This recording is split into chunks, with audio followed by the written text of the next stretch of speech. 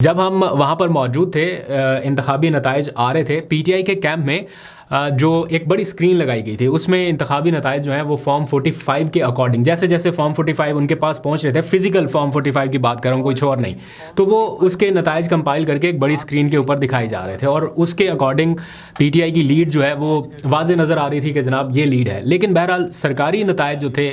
اس میں کچھ اور کہانی نظر آ رہی تھی. تو جب ہم پی ٹی آئی کے کیمپ سے فارم 45 کے اکارڈنگ نتائج بتا رہے تھے وہ کچھ اور تھا، لیکن جب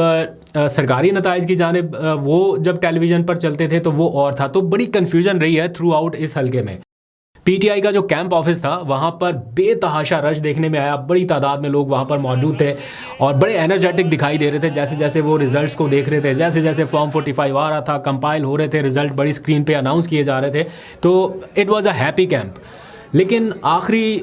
1-2 گھنٹوں میں ایسا لگا کہ جو لیڈ ہے وہ شکست میں بدلنے لگی، تو پی ٹی آئی کا کیمپ ایک دم سے ویران ہونے لگ گیا، بالکل خالی. اور جب ہم وہاں پر پہنچے تو میں نے ان چہروں کے اوپر جو کچھ دیر پہلے بڑے خوش دکھائی دے رہے تھے ایک عجیب سی بے بسی دیکھی. اور پھر لوگ آپس میں بات کر رہے تھے، جو ایگزیکٹ جو بات کر رہے تھے کہ یار کیا فائدہ اس الیکشن میں پارٹیسپیٹ کرنے کا، کیا فائدہ اتنی دور سے آنے کا، ووٹ کاسٹ کرنے کا. وہ اس طرح سے کوئی کسی کا ووٹ ہوگا حلقے میں، وہ دور دراز سے بھی آیا، تو اس طرح سے لوگ ڈپریس یا مایوس دکھائی دیے اور بالکل بے بس دکھائی دیے.